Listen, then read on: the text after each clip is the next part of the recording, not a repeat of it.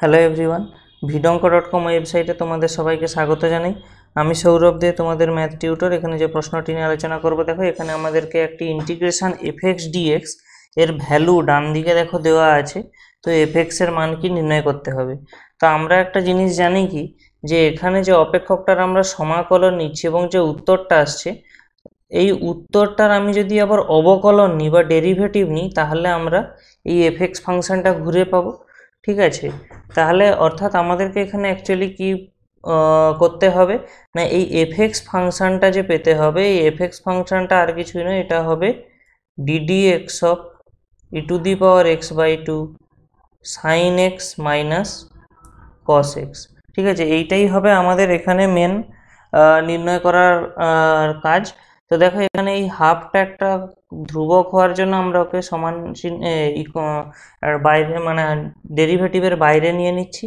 তাহলে আমাদের অ্যাকচুয়ালি বাকি যে অংশটা রয়ে গেল ডেরিভেটিভের, সেটা কি না e to the power x into sine x minus cos x. ঠিক আছে, তো এরপরে একটা জিনিস দেখো, আমরা একটা জিনিস জানি কি, যে ডিডি এক্স অফ ধরো ইউ আর ভি দুটো হলো এক্স এবং ওয়াই এর অপেক্ষক, তাহলে যে ডেরিভেটিভ হয় সেটা হবে এরকম u dashed v plus v dashed u.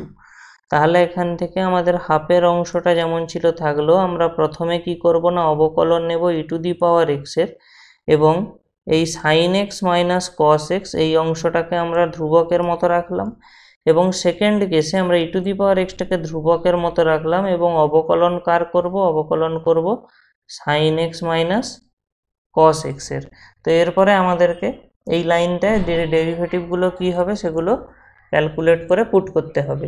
তাহলে আমরা এখান থেকে কি পাবো, দেখো হাফটা যেমন বাইরে ছিল আমার থাকলো, ই টু দি পাওয়ার এক্স এর derivative E to the power x হয়, তাই এখানটায় থাকবে ই টু দি পাওয়ার এক্স, ব্র্যাকেটের মধ্যে আমার sine x minus cos x যেমন ছিল সম্পূর্ণ একই থাকলো। এখানে দেখো ই টু দি পাওয়ার এক্সটা তো ধ্রুবক ছিল, এবং এখানে যে ইন্টিগ্রেশন ডেরিভেটিভ হবে, সাইন এক্স এর ডেরিভেটিভ এক্স এর সাপেক্ষে হয় কস এক্স, এবং দেখো এখানে যে কস এক্স এর ডেরিভেটিভ হবে মাইনাস সাইন এক্স।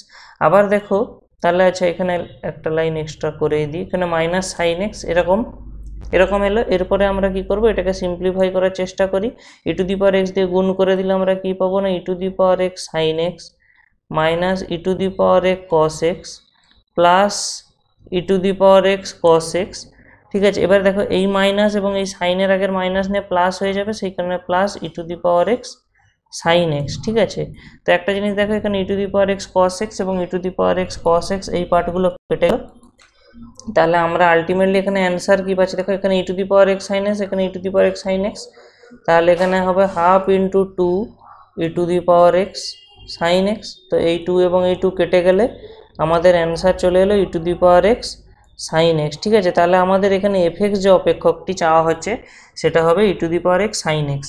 ভিডঙ্ক.com ওয়েবসাইটে এই ম্যাথটি দেখার জন্য তোমাদেরকে অসংখ্য ধন্যবাদ জানাই। এরকমই নানা প্রশ্ন এবং তাদের সমাধানের জন্য তোমরা আমাদের ওয়েবসাইটটি ভিজিট করো। ধন্যবাদ।